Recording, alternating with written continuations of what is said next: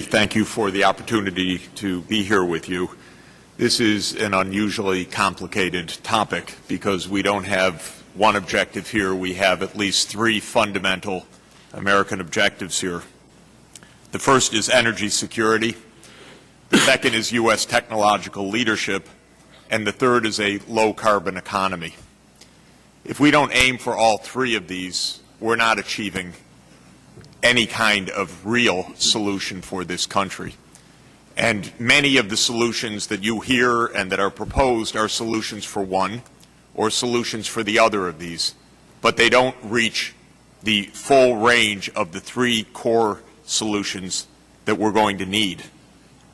Let me also say that while job creation is obviously part of this, the way to understand job creation in this is that a sound energy policy will make a sound economy. The direct jobs at stake are very small relative to the size of the economy. But energy is fundamental for the health of the economy and fundamental for our competitiveness.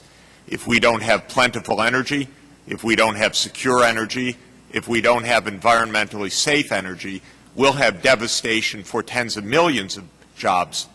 So this is not, in my opinion, principally about creating jobs for the individuals who sell wind turbines, with all respect. I love GE, but that's not where the big issue of employment comes from. The big issue is whether we have a sound energy policy in this country that allows for our economy to grow and to create plentiful jobs. Now, fortunately, the United States has many alternatives right now, and arithmetic is extremely important here because the alternatives must be large scale to be meaningful. And there are 100 ways to produce energy, but there are only a few ways that count for an economy that is the size of the U.S. economy and in the context of the world economy. So those include large-scale deployment of solar and wind power, the revival of the nuclear industry, the safe deployment of large-scale natural gas deposits that have been found, and major technological changes, for example, the transition to electric vehicles and the flexibility that that would allow to our energy system.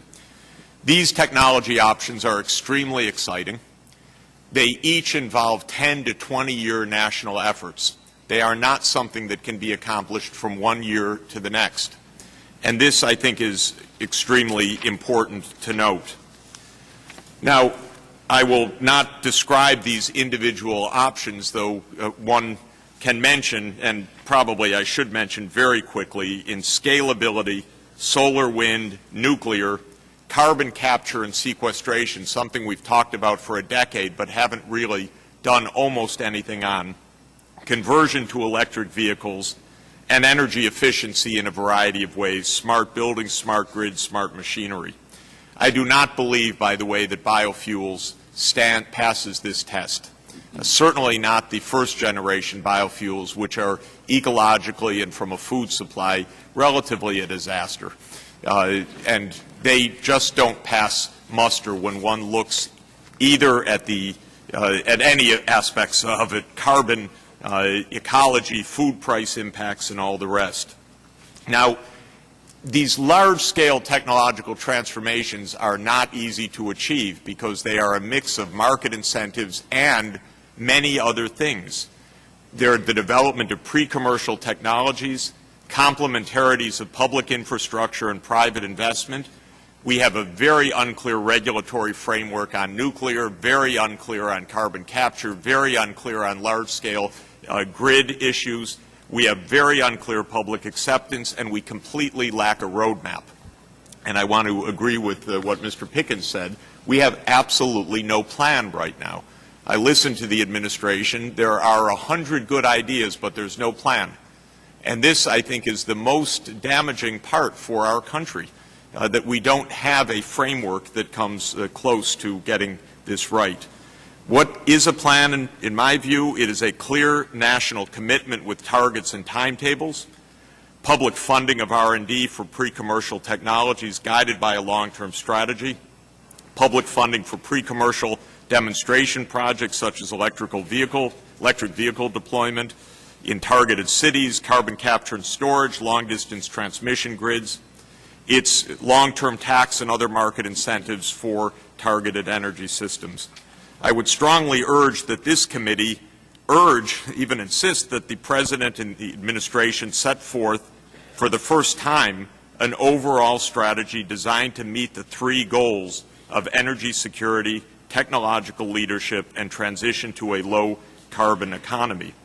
Within that, it would be possible to identify strategies in each of these respective areas. I think at this point, Mr. Chairman and members of the committee, we just don't know the net effect of our policies right now.